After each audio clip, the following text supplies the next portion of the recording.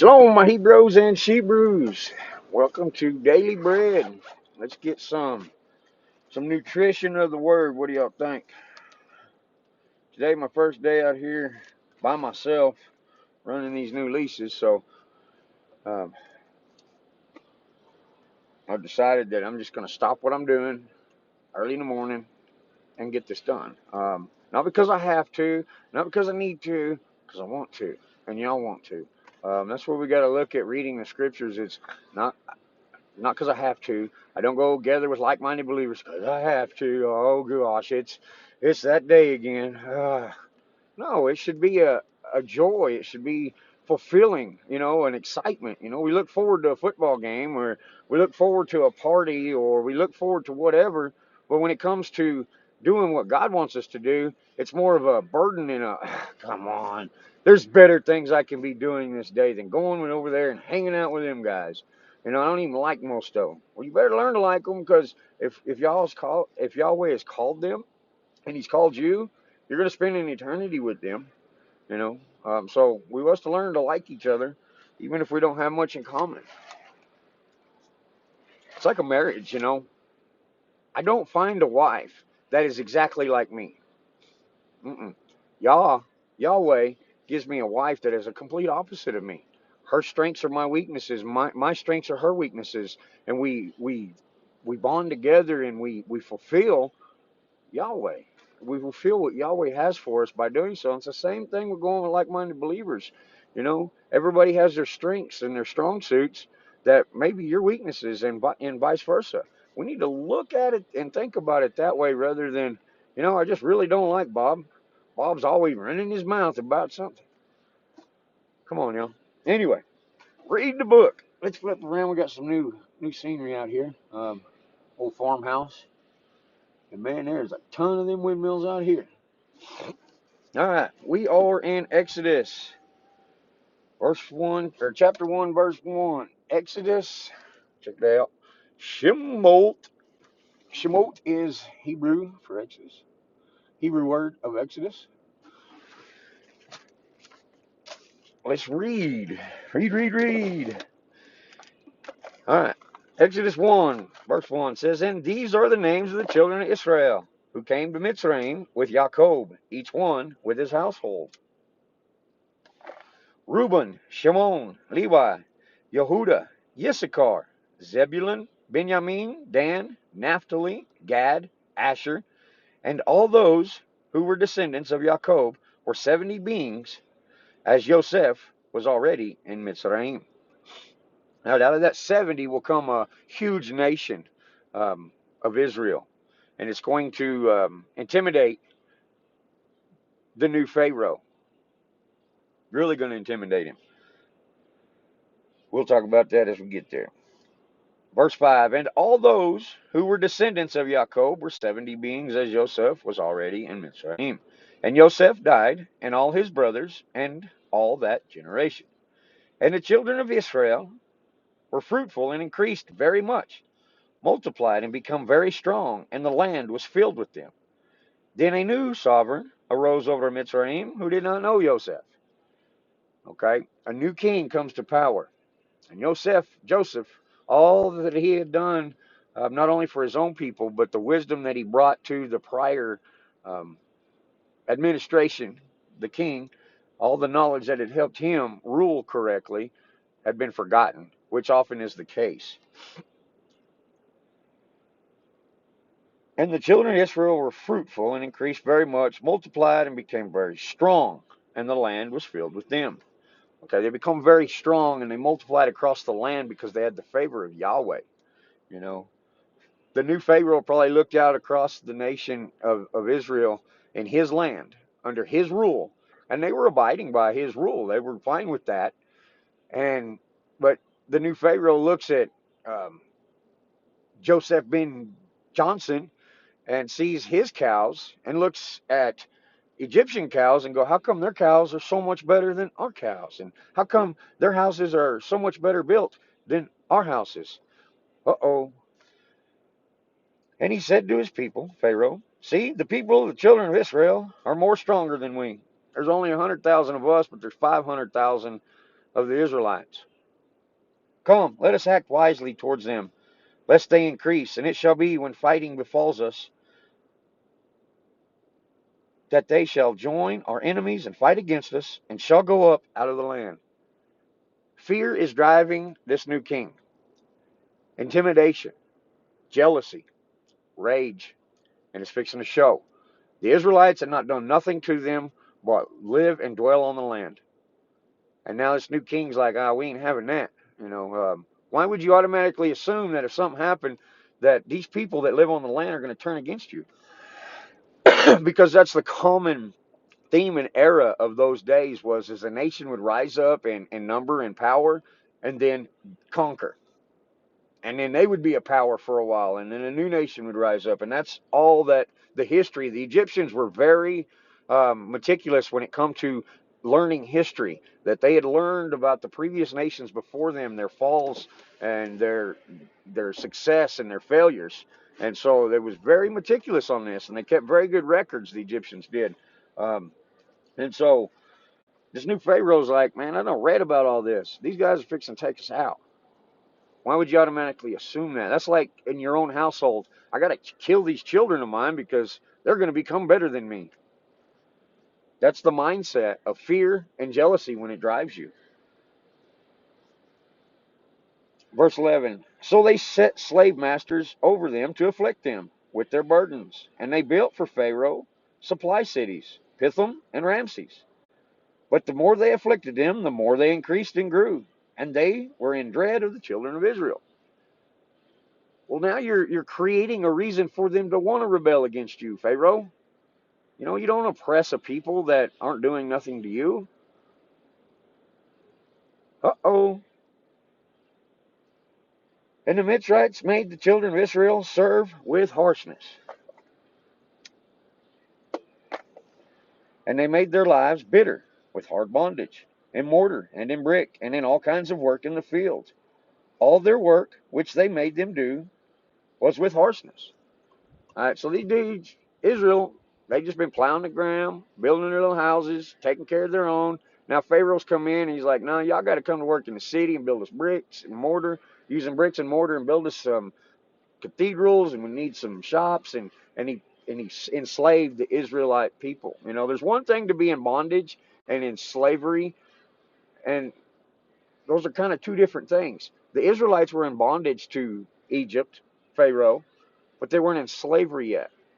See, slavery dictates every aspect of your life, or bondage, you are just compelled to live under that rule.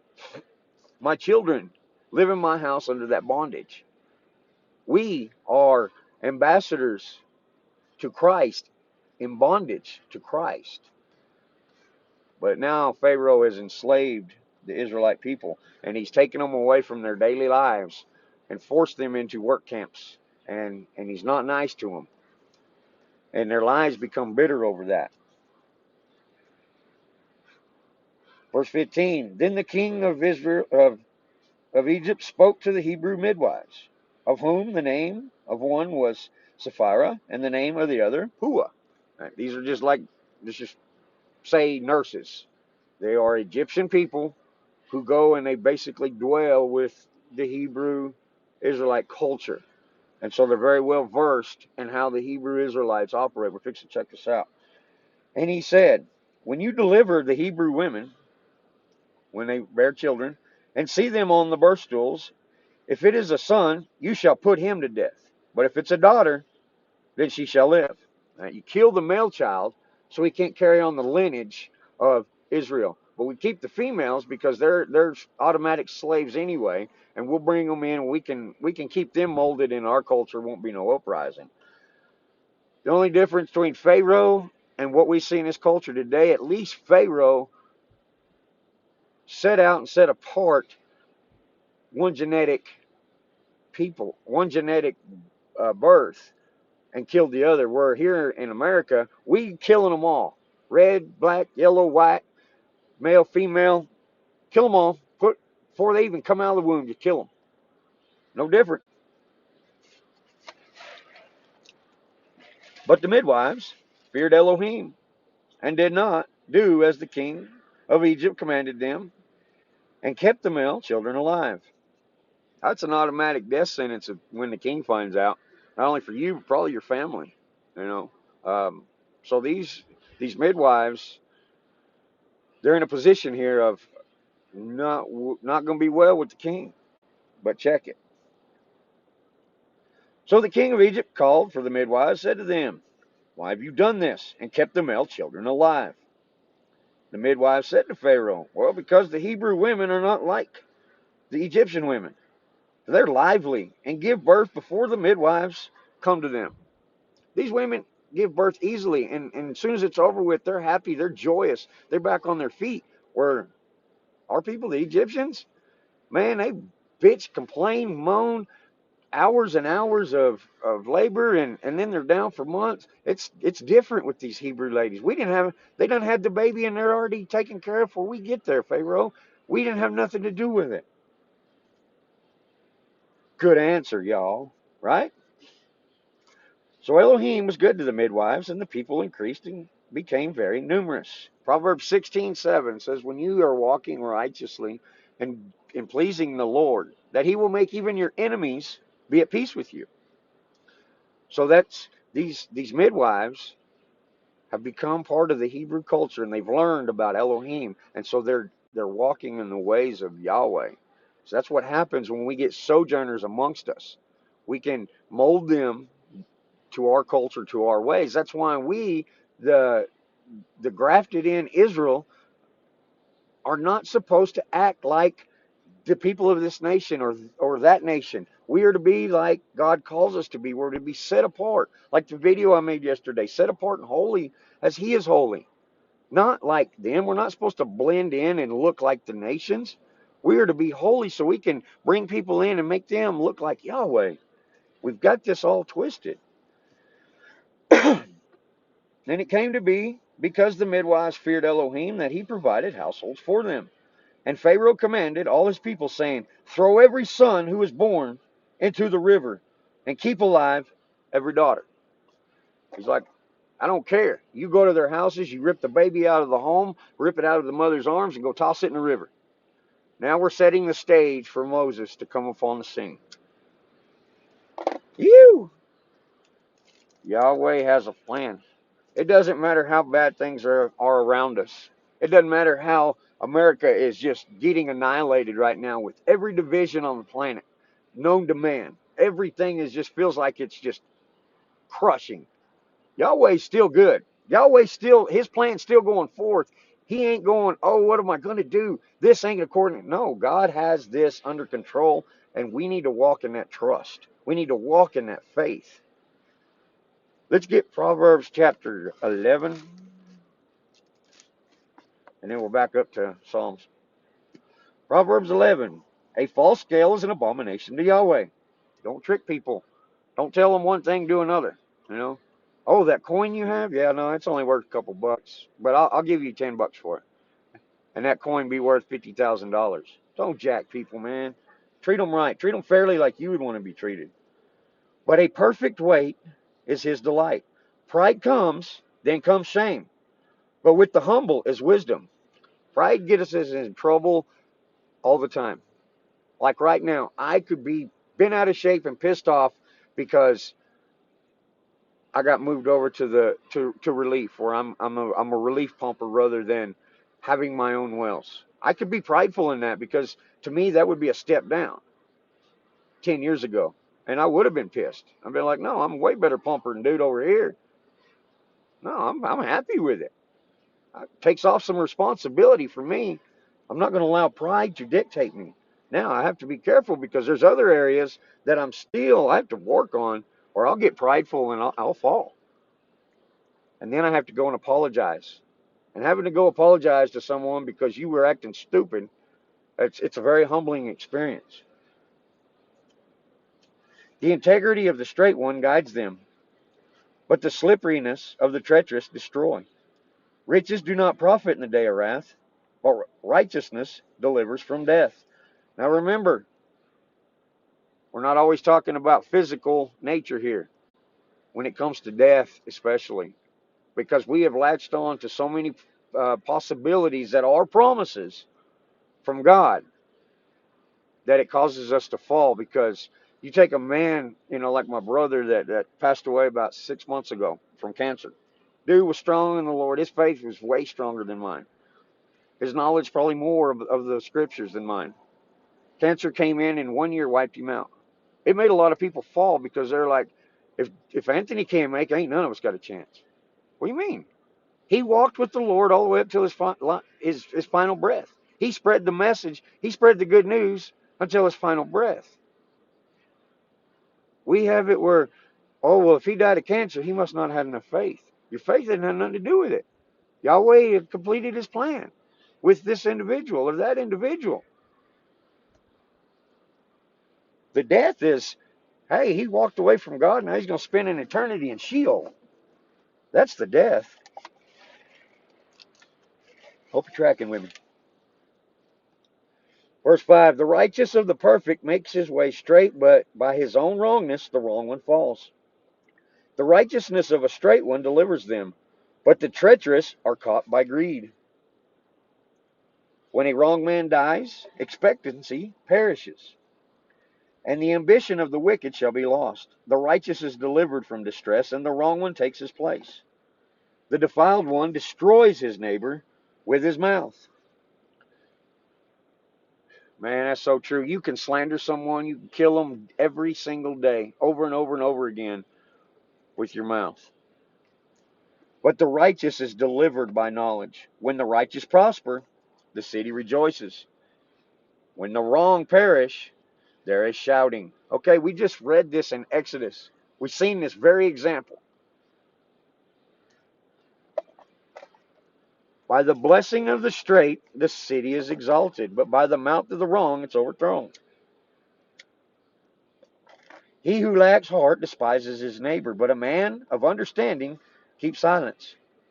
A slander is a revealer of secrets, but one with trustworthy spirit conceals a matter. Without guidance, the people fall, but in the great counselor, there is safety. Always turn to the word. What's Yahweh want us to do in this situation?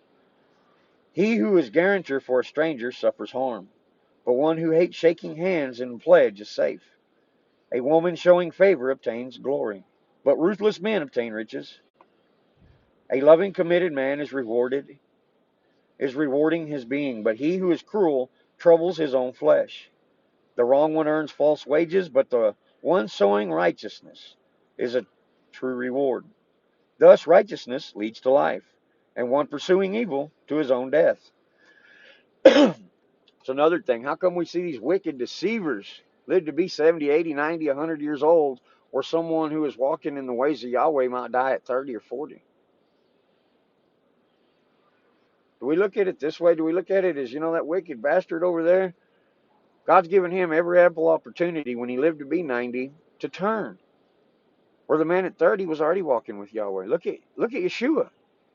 Approximately 33 years old. How come Yeshua didn't live on this earth for 200 years showing the people? We got to look at things a little bit differently when we're walking with Yahweh, when we're reading his word, when we're trying to transform our lives to fit what Yahweh's narrative is for us. Not what we've been trained to think. Verse 20, the perverse of heart are an abomination to Yahweh, but the perfect in the way are his delight. Hand to hand the evil one does not go unpunished, but the seed of the righteous shall escape. And like a ring of gold in a pig's snout is a beautiful woman who lacks good sense. She's a slave to her body. That's what a ring of gold in a pig's snout represents, is slavery. And so a woman, a beautiful woman, lacking good sense, she's living by her looks alone. That's going to fail her one day. And she's a slave to that. Not only that, now remember, we're reading Proverbs, so that also is not only a physical woman, but it represents wisdom or the church. And so here we are. Let's look at the church. The false church is under slavery. They're not doing what Yahweh. They're living on their. These pastors are living by their fancy words to draw the people in. Their seeker friendly ideas of, I'm going to compromise God's word to bring in the people so I make more money and I get a bigger house. And you see what's happening. Verse 23, the desire of the righteous is only good, and the expectancy of the wrong is wrath. There is one who scatters, yet increases more, and one who withholds more than is right, but it comes to poverty. The generous being is enriched, and he who waters is also watered himself. When I first started this channel, I originally had to I wasn't pastor yet, I was just still a deacon. And I was teaching Bible study once a week, but that wasn't enough for me to keep my head clear of what I was learning, and Yahweh was moving me really fast through the scriptures. I was gaining a whole lot of understanding, and so I created this channel initially, not only to spread the good news so others could hear it, but to keep my head clear, so that I'd learn something, I could spit it out and go through the scriptures, and we'd learn together, but I could keep my head clear. And I watered as I taught, as I teach, I learn. Verse 26, the people curse him who withholds grain, but blessing is on the head of him who sells it. He who earnestly seeks good seeks what is pleasing, but to him who seeks evil, it comes to him. With what you do, you will be repaid. With that, what you sow, you shall reap. In other words, verse 28, he who trusts in his riches fall, but the righteous flourish like a leaf. Do we not see that in the Israelite people? They went from 70 to a numerous number, a great nation that intimidated the most powerful man on the earth at that time, the Pharaoh. So they increased much. He who troubles his own house inherits wind. We just saw Pharaoh fixing to do that. And the fool is servant to the wise of heart. The fruit of the righteous is a tree of life, and he who is winning lives is wise. See, the righteous in the earth shall be rewarded. How much more the wrong and the sinner? Good stuff this morning. It feels good to feel good, y'all. 38, 41, 40. Tehillim 49. Psalms 49.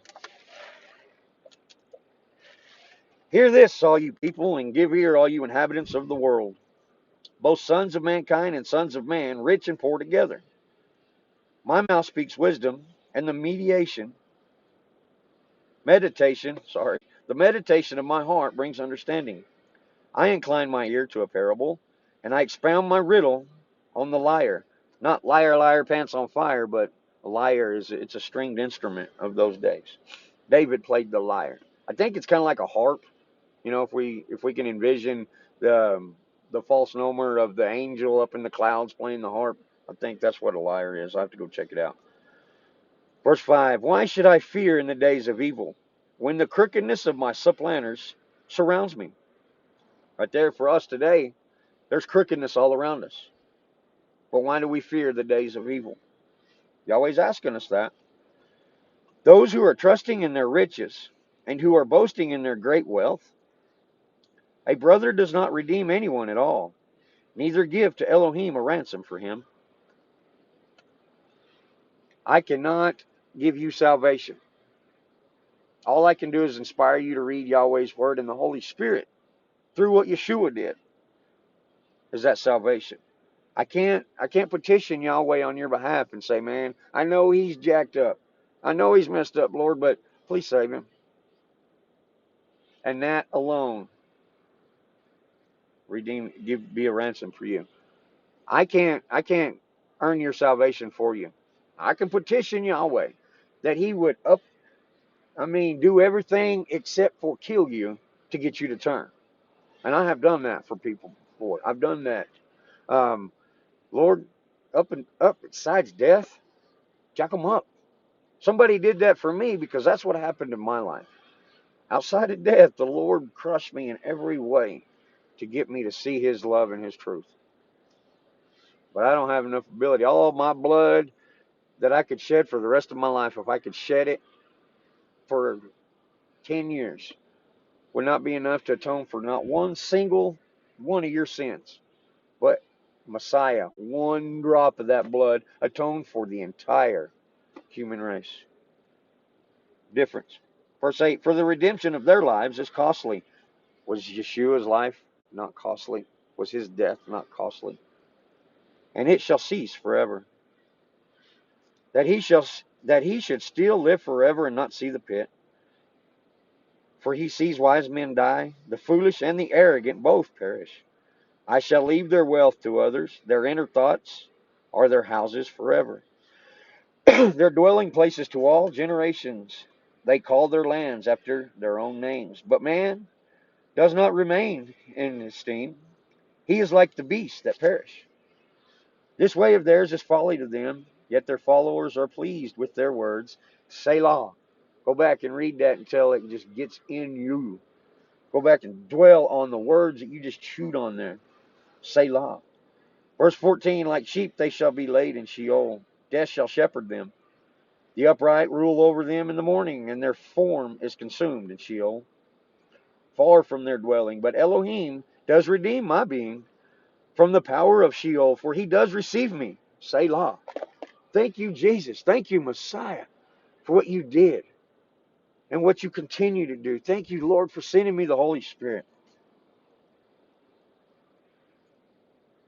Do not be afraid when a man becomes rich, when the wealth of his house increases. For when he dies, he takes none of it. His wealth does not go down after him, though while he lived, he's blessed himself. He's blessed himself.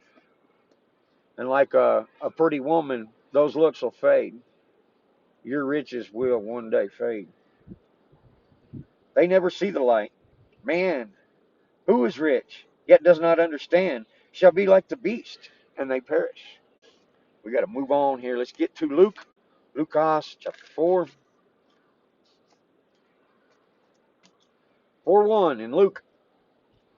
And Yahweh, being filled with the set apart spirit, returned from the garden. Yahweh, sorry. Verse 1, or chapter 4, verse 1. Let's start over. And Yeshua, Jesus, being filled with the set apart spirit, returned from the garden and was led by the Spirit to the wilderness, being tried for 40 days by the devil. And in those days he did not eat at all. And afterward, when they had ended, he was hungry. The 40 days he hadn't ate nothing. Here come the devil. He's going to present you something that is going to be lustful and desirable to you, to trick you, to do it his way. And the devil said to him, "Hey, yo homie, Jesus, if you are the son of Elohim, command this stone to become bread." The devil picks a rock that looks exactly like a loaf of bread and said, "Look at this. Don't it look like a delicious loaf of bread?"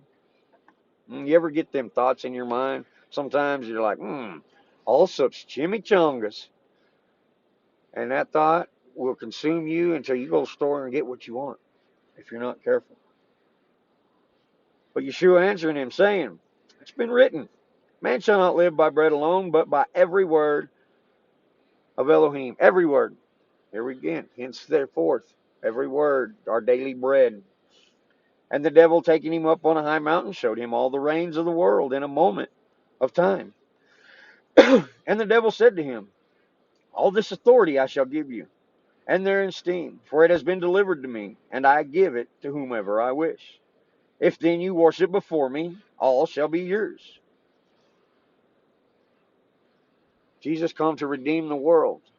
The devil is making him look at it and handing it to him on a silver platter. You know your need of me, you bow to me, it's all yours. I give it to you. It's what the devil does to us. That's what the enemy has implanted into us through the teachings that we watch every day, our schooling, our everything, our programming that we watch on TV that's being implanted into us, that you don't really have to do what Jesus says. You don't really have to do what God says. Just be a good person. And we've been led astray because we don't know the word. We don't know every word from Elohim. And Yeshua answering him said, "Get behind me, Satan. It has been written." See, Jesus didn't say, "You know what, my opinion is this." No, Jesus says, "This is the written word, Satan. You shall worship Yahweh your Elohim, and him only you shall serve." And he brought him to Jerusalem, set him on the edge of the set-apart place, and said to him, "If you are son of Elohim, throw yourself down from here. For it has been written, He shall command his messengers concerning you to guard over you. Okay, Satan, hey, check it out. Here's what the scripture says. Since you want to play with scripture, here, this is what scripture says. I'm going to take this out of context and feed it to you. Uh-oh. Verse 11, and their hand shall bear thee up, lest you dash your foot against a stone. Psalms 91. Yeshua answered and said to him, it has also been written, you shall not try Yahweh your Elohim. When we read that one verse out of the scriptures, we cannot build a doctrine on it. And when the devil had ended every trial, he went away from him until a convenient time. We resist the devil at certain temptations. Remember, the devil is wily. He knows the scriptures better than we will. He's a better theologian than you and I ever will be. So if you don't trip over his schemes today, be prepared, because he's going to come back tomorrow with something new or with something old. And he's going to keep trying to trip you up. And Yeshua returned in the power of the Spirit to Galilee, and the news of him went out through all the surrounding country. We got to move. And he was teaching in their congregation, being praised by all. And he came to Nazareth, where he had been brought up. And according to his practice, he went into the congregation on the Sabbath day and stood up to read. And the scroll of the prophet Yeshua was handed to him, Isaiah. And having unrolled the scroll, he found the place where it was written, the Spirit of Yahweh is upon me, because he has anointed me to bring the good news to the poor. The poor are not the beggar on the street, the blind, he can't work for himself. The poor are the children of Israel that are being oppressed. That's the poor. He has sent me to heal the brokenhearted, to proclaim release to the captives and recovery to the sight to the blind, to send away crushed ones with release, and to proclaim the acceptable year of Yahweh. That's in Isaiah 61. And having rolled up the scroll, he gave it back to the attendant and sat down. And the eyes of all the congregation were fixed upon him. Everybody was all ears. He began to say to them, today this scripture has been filled in your hearing. And all were bearing witness to him and marveled at the pleasant words that came out of his mouth. And they said, is this not the son of Joseph? That dude didn't go to college. He didn't go to Bible classes, Bible schools. How is he teaching the gospel? How is he a pastor? Ain't that the son of Alan, the drunk? Huh. He said to them, no doubt, you shall say this proverb to me, physician, heal yourself. Whatever we have heard being done in Capernaum, do also here in your country. And he said, truly I say to you, no prophet is accepted in his own country. But truly I say to you, many widows were in Israel in the days of Eliyahu, when the heaven was shut up for 3 years and 6 months, and there was a great scarcity of food in all the land. And Eliyahu was sent to none of them, but to Zarephath and Sidon, to a woman, a widow. And many lepers were in Israel in the time of Elisha the prophet. And none of them was cleansed, except Naaman the Aramean. And all those in the congregation, when they heard this, were filled with wrath. See, we just read that in Psalms. I can't help you get salvation. I can't give you salvation. It's not mine to give. That's what Jesus is saying. None of these people have the power to do what I'm doing right now in the flesh. I'm fully God, fully man. And rising up, they drove him out of the city and brought him to the brow of the hill on which their city was built, in order to throw him down. You start speaking truth, be prepared for even your closest friends and relatives to come against you. I can attest for that firsthand. But he, passing through the midst of them, went away. Fine, don't want to hear it. I'll go somewhere else. He came down to Capernaum, a city of Galilee, and was teaching them on the Sabbath. And they were astonished at his teaching, for his word was with authority. And in the congregation was a man having a spirit of an unclean demon. And he cried out with a loud voice, saying, what have we to do with you, Yeshua of Nazareth? Did you come to destroy us? I know you, who you are, the set apart one of Elohim. The demons recognized Jesus. And Yeshua rebuked him, saying, be silenced and come out of him. And when the demon had thrown him in their midst, it came out of him without hurting him. And astonishment came on all. And they spoke to each other, saying, What is this word? That with authority and power he commands unclean spirits, and they come out? Things are happening, what he says will happen? That's new. And the report about him went into every place of the neighborhood. Jesus is the talk of the town. And rising up from the congregation, he went into the house of Shimon. But the mother-in-law of Shimon was sick with a severe inflammation, and they asked him concerning her. And standing over her, he rebuked the inflammation, and it left her, and instantly rising up, and she served them. When Jesus says you're healed, it ain't next week, next month, maybe if your faith's good enough, you're healed. And when the sun was setting, all who had any who were sick with various diseases brought them to him. And he laid his hand on each of them, and he healed them.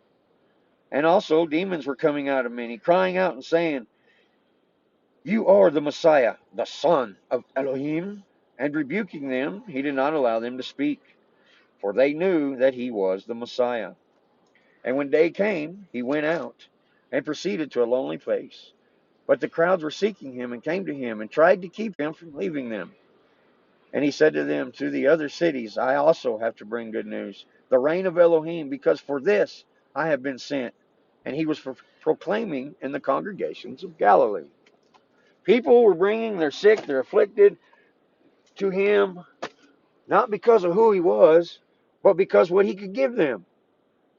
And I see that today in our false churches. People are not coming before Elohim for who Elohim is, but what God can give them. What some silver-tongued devil had promised them, that if you come on this Sunday, pay your tithes, your life's going to get better. You faggot, you wicked deceivers. We serve Yahweh not out of anything but love, or we cannot serve him truly at all. Not for what he can give us, but for who he is. Yes, we first come to Yahweh. I don't want to go to hell. I want God. But in that coming and learning the word, it should transform us, that it's a love of who Yahweh is, not what he can give us. You feel me? Long video today. Y'all be blessed, be encouraged, and always be frustrated. Go look up. Let this inspire you to seek Yahweh truly. I'll catch y'all on the next one.